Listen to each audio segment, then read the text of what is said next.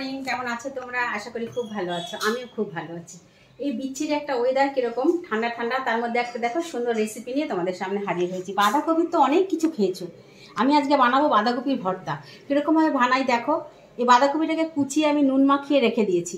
এবার কিভাবে কি করবো আর কি কি নিয়েছি দেখো। রসুন নিয়েছি, তেল তো লাগবেই, লবণ, টমেটো, শুকনো লঙ্কা, কাঁচা পাকা কাঁচা লঙ্কা, ধনে পাতা, পেঁয়াজ কুচি।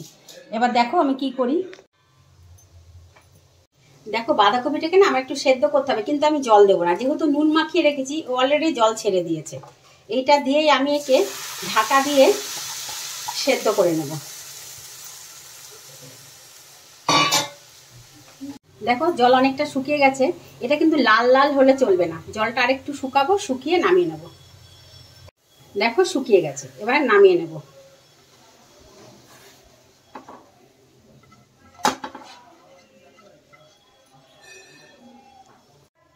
এই কড়াইয়ের মধ্যে আমি তেল দেব। এবার শুকনো লঙ্কা আর কাঁচা পাকা লঙ্কাটা আমি একটু ভেজে নেব, তার সঙ্গে রসুনগুলোও দিয়ে দেবো।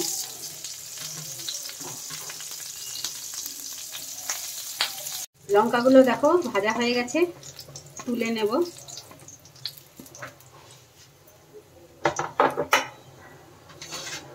এর মধ্যে আমি পেঁয়াজটা দিয়ে দেব।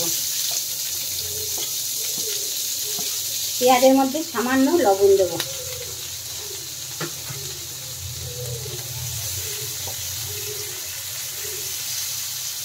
পেঁয়াজটা একটু ভেজে নেব, নিয়ে তুলে নেব। হয়ে গেছে, আমি তুলে নেব।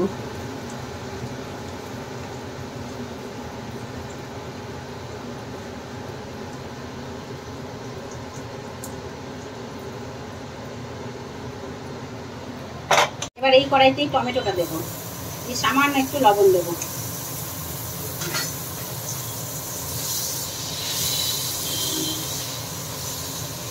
লবণটা দিলে টমেটোটা নরম হয়ে যাবে।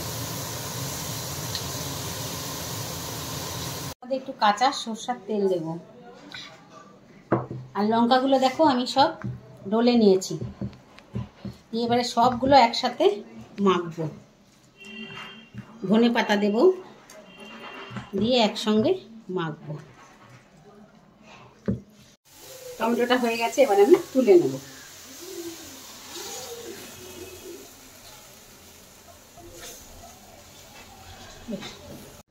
দেখো আমার রেসিপিটি কমপ্লিট।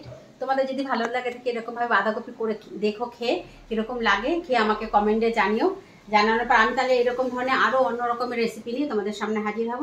ততক্ষণ তোমরা ভালো থেকো, সুস্থ থেকো, আমি আবার ফিরে আসবো। ততক্ষণ টাটা।